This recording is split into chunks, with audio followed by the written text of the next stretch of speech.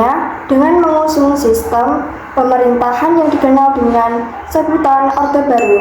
Setelah memulihkan Soekarno pada tahun 1966, Orde Baru menekankan pada stabilitas politik, pertumbuhan ekonomi, dan pengendalian sosial. Tujuan utamanya adalah untuk mengembalikan Indonesia dari krisis yang terjadi pada era Orde Lama atau pada pemerintahan Soekarno yang penuh dengan ketidakstabilisan politik dan ekonomi, stabilisasi politik, dan militerisasi. Pada awal pemerintahannya, Soeharto menegakkan stabilitas politik melalui penguatan kontrol negara, terutama dengan melibatkan militer dalam hampir setiap aspek kehidupan masyarakat dan pemerintahan.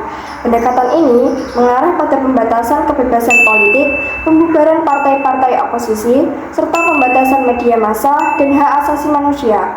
Soeharto membentuk sistem politik yang dominan dikuasai oleh golongan karya atau Golkar sebagai partai utama yang mendukung pemerintahannya. Militer juga memegang peranan besar dalam birokrasi pemerintahan dan pemerintahan daerah. Pembangunan infrastruktur menjadi salah satu prioritas utama dalam pemerintahan Soeharto. Selama pemerintahannya, Indonesia mengalami pembangunan besar-besaran di berbagai sektor termasuk transportasi, energi, dan perumahan. Proyek besar seperti jalan tol, pelabuhan, dan pembangkit listrik dibangun untuk mendukung pertumbuhan ekonomi. Pembangunan fisik ini dilihat sebagai salah satu prestasi terbesar dari Orde Baru. Kebijakan ekonomi, neoliberalisme, dan ekspor komoditas. Soeharto menerapkan kebijakan ekonomi yang lebih berpihak pada sektor swasta, terutama sektor yang melibatkan eksportasi komoditas seperti minyak, gas, kelapa sawit, dan karet. Ini memperkuat hubungan Indonesia dengan negara-negara barat, terutama Amerika Serikat, serta dengan negara-negara tetangga. Pendekatan ekonomi neoliberal diterapkan dengan deregulasi, privatisasi, dan kebijakan yang memudahkan investasi asing masuk. Namun, kebijakan tersebut juga berdampak pada ketimpangan sosial dan ekonomi, di mana sebagian besar keuntungan dari pembangunan ekonomi ini jatuh pada segelintir elit yang terhubung dengan kekuasaan. Pendidikan dan pembangunan sumber daya manusia. Pada masa pemerintah Soeharto, sekitar pendidikan juga mendapatkan perhatian besar.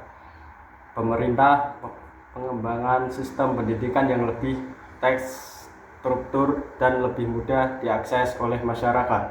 Meskipun demikian, pendidikan di Indonesia pada masa itu lebih berfokus pada pendidikan besar dan menengah.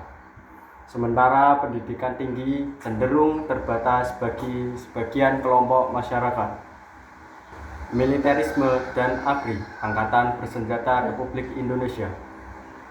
Selama Orde Baru, militer memiliki peran yang sangat dominan dalam struktur pemerintahan dan kehidupan sosial. Militer tidak hanya bertugas dalam urusan pertahanan, tetapi juga memiliki pengaruh besar dalam kebijakan kosmetik, termasuk dalam pemerintahan daerah.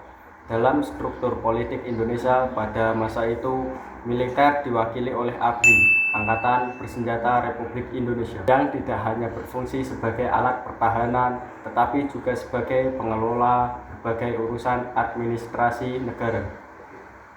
Reformasi dan protes sosial. Pada akhir tahun 1990-an, ketegangan sosial, ketidakpuasan terhadap pemerintahan yang otoriter, serta krisis ekonomi Asia 1997 sampai 1998 yang parah menyebabkan protes besar-besaran di Indonesia. Akibatnya pada 21 Mei 1998, Soeharto akhirnya mengundurkan diri setelah hampir 32 tahun berkuasa. Soeharto dan keluarganya juga sering dikritik karena terlibat dalam praktik korupsi, kolusi, dan nepotisme. Banyak pejabat dan pengusaha yang memiliki hubungan dekat dengan Soeharto dan keluarganya yang memperoleh kontrak-kontrak besar dan keuntungan finansial.